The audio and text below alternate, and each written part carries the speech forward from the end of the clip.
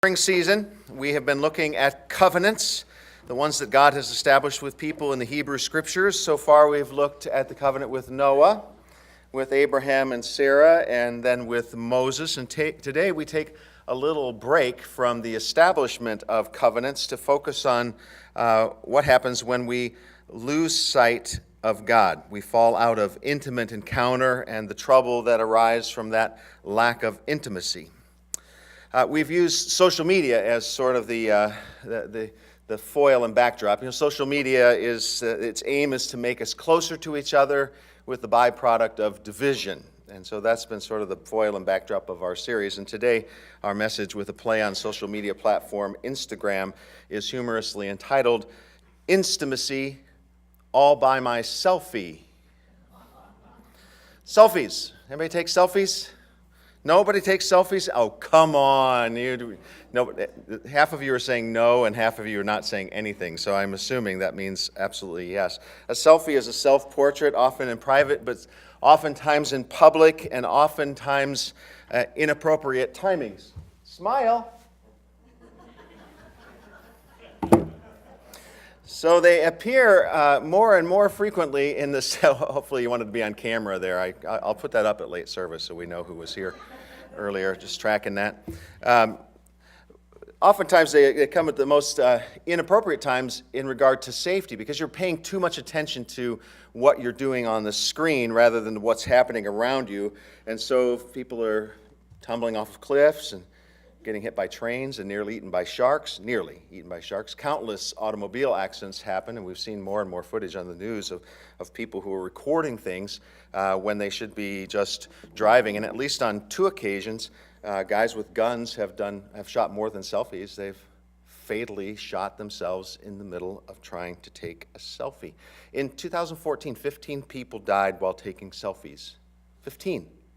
It gets worse. In 2015, that number rose to 39, and in the first 8 months of 2016, there were 73 deaths related to selfies. That's more selfie deaths than to shark attacks. I was going to have Val play the shark attack music, but there we go. In India, it had gotten so bad that in Mumbai, legislators have put up 16 selfie-free zones. The most dangerous places where people have been hurt the most often, they have regulated so you cannot take selfies in those places because they're hazardous to your health. When we lose sight of what is life-giving and important, it appears disaster is just around the corner. And when we can only see our own needs and wants and desires, eventually we'll be left all by our selfies. Now, our text from Numbers 21, which I have to admit is not a great passage of Scripture and not one of my favorite biblical stories, is the story of the people of Israel walking in God's continual provision for them, and yet they seem to have a really bad attitude. We detest this miserable food. They're talking about manna, which we learned last week is literally the word is what is it? But it also is a word that derives, a Hebrew word, to detest. So the Hebrews gave this food the word detestable. The root word of this word for this kind of food was detestable. So every time they ate it, they were sort of mocking God for the kind of quality food, that this is not the Iron Chef we're talking about here. This is detestable stuff. And the Israelites, they're not really that far from us. I mean, I believe that God teaches us in this passage. I have to say, this is a hard passage to preach because it's theologically and scientifically really against anything that we ever believe. But this story of the serpents, I think, teaches us 3 things about the experience of the children of God. And that is their impatience, and that is the petition of God's people, and that thirdly, God's prescription. So that's going to be my outline for those of you taking notes today. Impatience. So if we think about the kind of miracles that God has given to God's people, the list just goes on and on. The enemies are routed by spectacular means, a leader in the desert who appears to them in fire and in cloud. There's 10 devastating plagues that don't come near their own houses. There's a path through the sea where there shouldn't have been. Instead of a faucet, Moses turns on a rock for a flood of water, miraculous feedings of both manna and of quail. There's fire and smoke and earthquakes from Mount Sinai when God speaks to Moses, and God gives Moses 2 stone tablets engraven with the rules for their society. God has given them protection and provision and leadership and day-by-day wisdom, and yet they forgot all of God's goodness and could only see the hard side of life. What a short memory those stiff-necked people had, and I'm saying that as a biblical quote. They remind me of us. They remind me of the grandma who took her grandson to the beach on one windy day. And as she was laying in the sun getting a tan, her grandson wandered away, and she only noticed his whereabouts when she started to hear him crying out. And she looked up and she saw that he had gotten out into the water a little bit too far and was starting to get swept away. And she wasn't a swimmer, so she didn't really know what to do, and there wasn't anybody else around. And so this child was starting to get swept away, so she started, as she was running toward him, to pray, "Oh God, help my grandson." Nobody else could hear the cries, but all of a sudden there was this wave that just sort of picked him up and just forced him toward the shore. And there he was finally when the sea receded. He was there on the sand, just in a little bit of water. And the grandmother ran up to him, was cuddling him. "Oh, are you okay? Are you okay?" And then she looked toward heaven and she said, "Where's his hat? When he went out there, he had a hat." We laugh only because we can recognize ourselves in some of this stuff. We all live in the "what have you done for me lately" mode of relationship with God. Impatience before God is something we don't often think of as a sin, but it is something that separates us from God. When we're impatient with others, it separates us in our relationship with them, and the same is true in our relationship with God. Discontentment, despite all of God's good gifts, isn't as visible as other sins. But how much of an attitude do we have when we look up to heaven and we say, "What have you done for me lately?" The Israelites complained about the manna, the food that God provided. But food can be all kinds of things, right? It can be all kinds of provision. And we are discontent so often. "Lord, why don't you provide me with more stuff? Kind of like my brother or sister or my neighbor. I wish I had more stuff like my neighbor." Fill in the word "stuff" with whatever you think that you'd like to have more of. Or how about getting along with family? Could you do something about my sister, God? Really, could you do something about her? The discontent in relationship. We struggle with thanking God for our daily emotional strength and our position at work, and we think, it could be better, God. I wish I would have gotten that promotion this year. I know I got one last year, but I really should have gotten one this year as well, along with a pay grade increase. Or maybe we mistakenly be looking to frail and flawed people to save us. Lord, help our politicians. Or maybe it's worse. We stop praying for the daily bread of good government because we've just given up.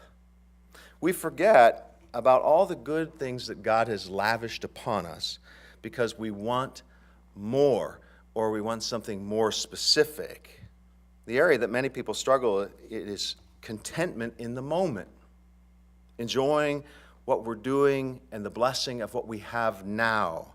Instead, we're always looking to something that's going to solve the problem that's just outside of our grasp, and we live in a perpetual state of discontentment. And in this case, with the Israelites, their discontentment with life eventually became a complaint against God. Their lack of food resulted in a complaint against the provider. We might say things like this, although it rained this weekend: "I don't know why God doesn't make it rain more here." The problems in relationships can result in a complaint against the Creator. "God, I don't know why you put this painful person in my life. Don't you love me?" The hurts result in an echoing question of why, which seems to be at the heart of all human questions to any tragedy. At first, it's an expression of our pain, but then it becomes a resident symbol of our lack of trust of a God who longs to provide us with good things and love. Complaint. Discontent. And then there's petition. And the Bible tells us of that there's a tragic snake infestation. It's a fascinating story, and certainly not how we theologically believe, but here is in the Bible that the Lord didn't take kindly to the people's complaining, so God sent snakes, fiery serpents, to punish them. Just a little aside, the word for fiery, do you know what that word is? Seraphim. I know. So, seraphims are one of the orders of angels, and so God sent seraphim snakes. I don't know if that changes the text for you, but it certainly makes it more complicated for me, and that's not what I'm talking about. Like the grandma, Moses intercedes for the people. He intercedes for them when they ask him.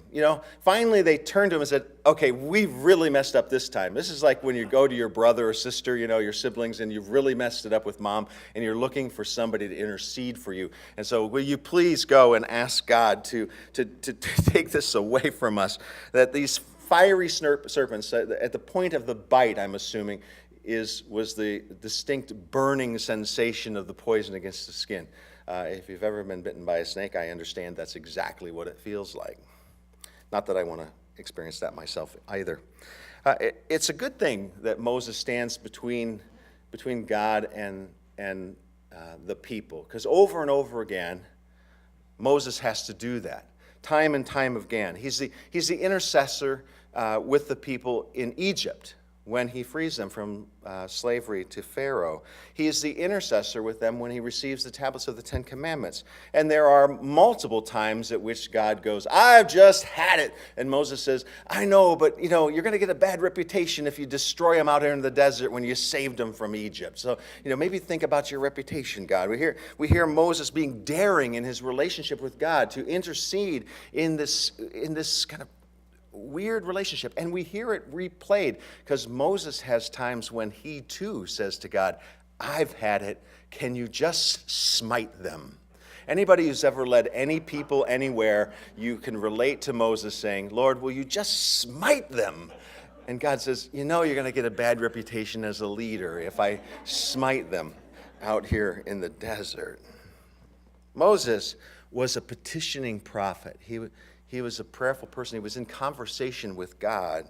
And I think too often we give up too early in our prayers for those who won't follow us, for those who oppose us, for our enemies, for those that we don't like. We give up too early. Perhaps the cure for our impatience then is petition. What better time is spent than praying for others when we feel cheated? What better attitude can we have than praying for others in the midst of an encroaching, disgruntled spirit? What better can we do to erode impatience than to intercede on it on God's behalf? And then the prescription. Aren't you glad that God doesn't punish sin by sending fiery seraphim snakes among us today? I don't like snakes. I wouldn't be a fan of, I'm not really a fan of any kind of reptile, and certainly not any winged ones. But the answer to the medicine, the healing balm, the prescription is always the same, that something is lifted up. When Moses petitioned God, God heard. And then there's a strange story that he took a bunch of metal, I'm assuming jewelry or something, melted it down, and he cast what looked like a kind of reddish brown bronze serpent and put it up on a pole. And according to this story, as strange as it is, and I can't even explain it, is that when people looked at it, were bit by the snake, they were made well. An interesting side note is they end up taking this along with the Ten Commandments, and they put it in the Holy of Holies. Did you know that? Sort of the Raiders of the Lost Ark, sort of thing. It's in the Holy of Holies. So when Isaiah sees this vision of the seraphim in the temple, I saw the robe of God's garment going out among, like a snake reaching out. He's in the presence of this remaining snake that's in this temple. There's a seraph on a staff in there as well. So I wonder if this is not the vision that Isaiah has. Interesting enough, in Hezekiah's reforms of the temple, he takes it out and destroys this particular thing, thinking he forgot the story. They didn't know the story, and it's destroyed. Anyways, you got to do something with this story, so you got to tell some interesting trivia, because the story is so difficult otherwise.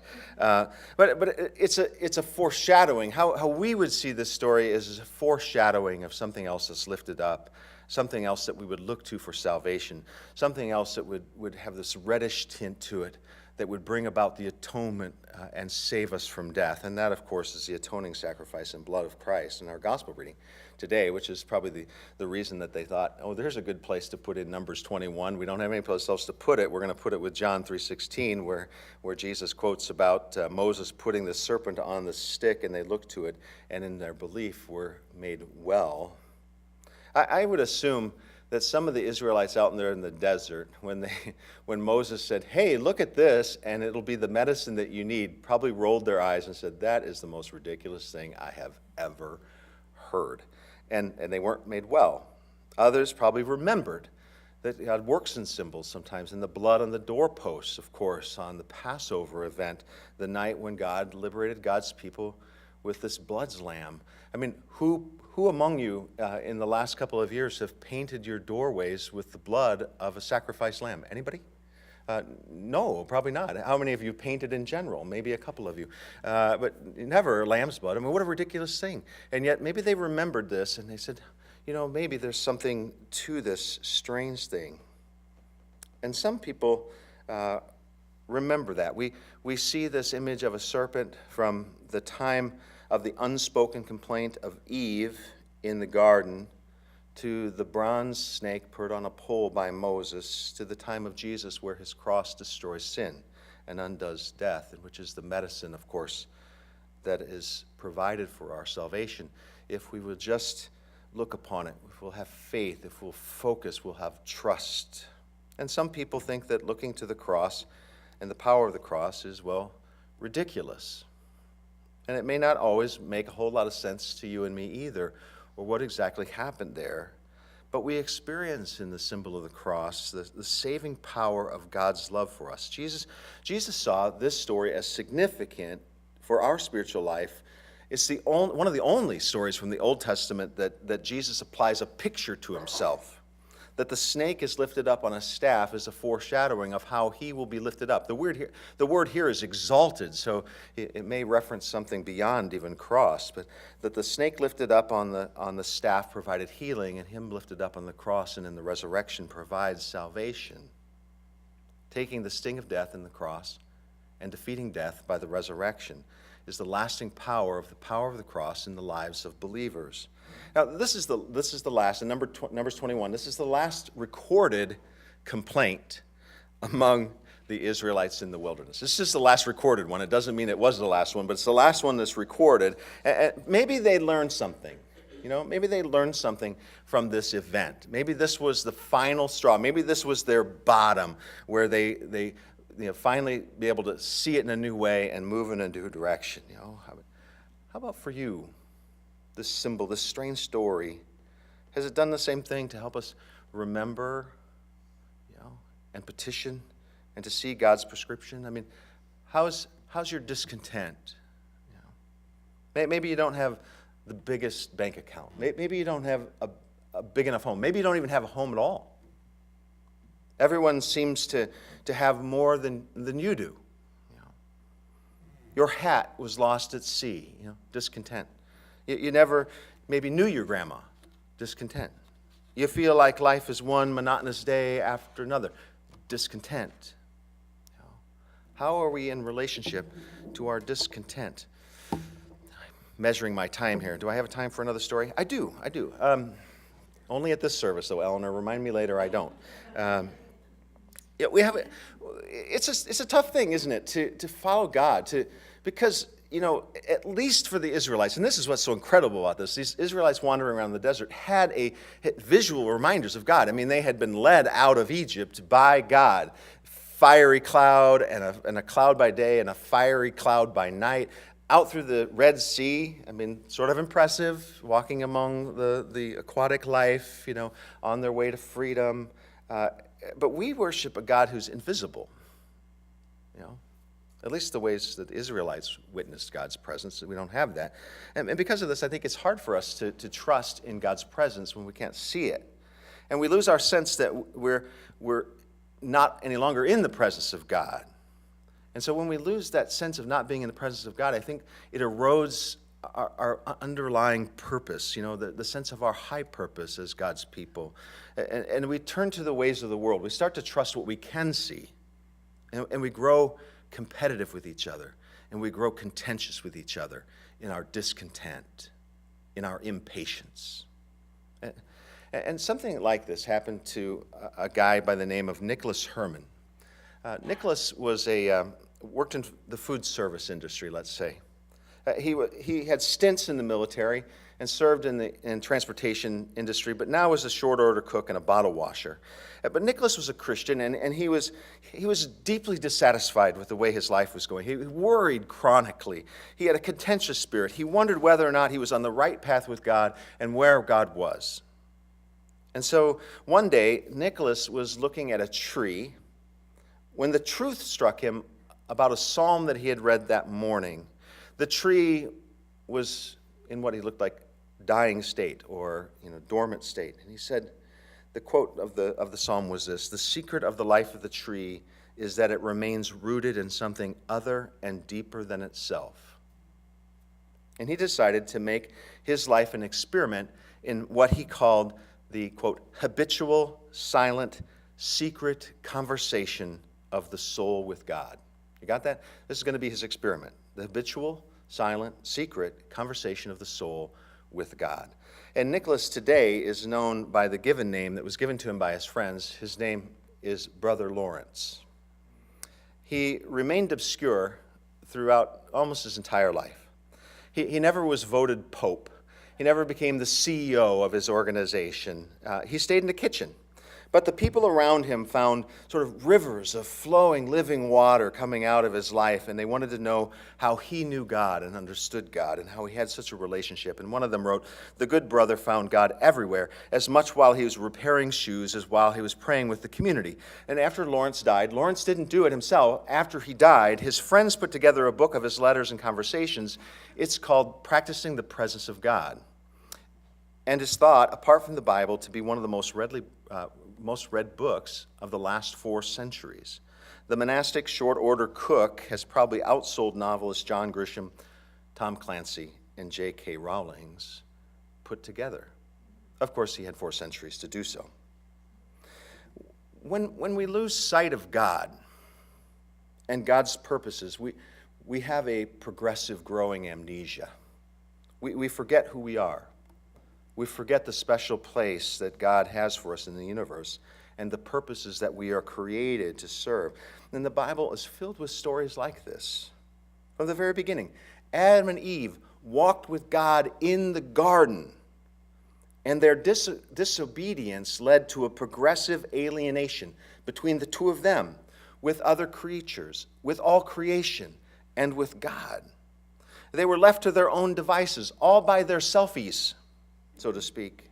And we like to think that if we had been there, if we had been Adam and Eve walking with God in paradise, we would have used common sense and we would not have done what they did. But we have these stories that tell us over and over again that we would have. And it reminds us that God has established relationship with us in the act of creation. When creation is undone, God establishes relationship with Noah and all creation. God establishes these covenants, these promised relationships with Abraham and Sarah. And we complain in this covenant all the time about where God is and what God has done for us lately. And we watch over and over again as we see God watching over and saving God's people, even though they can't see God. And God saves us and our neighbors, even our own selfie, often when we're not even aware. Even when our selfiness becomes disastrous, God still seeks to save us. And that's the good news of the gospel. So let this still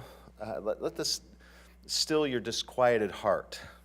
That the Bible says that Christ himself is interceding for us in prayer, according to Romans.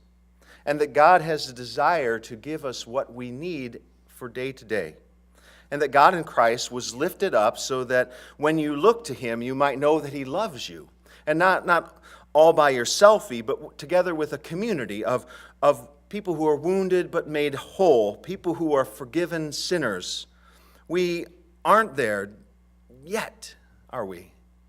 We're in the wilderness of this life. We look around us and we see how wild it really looks now. And we know we cannot save ourselves.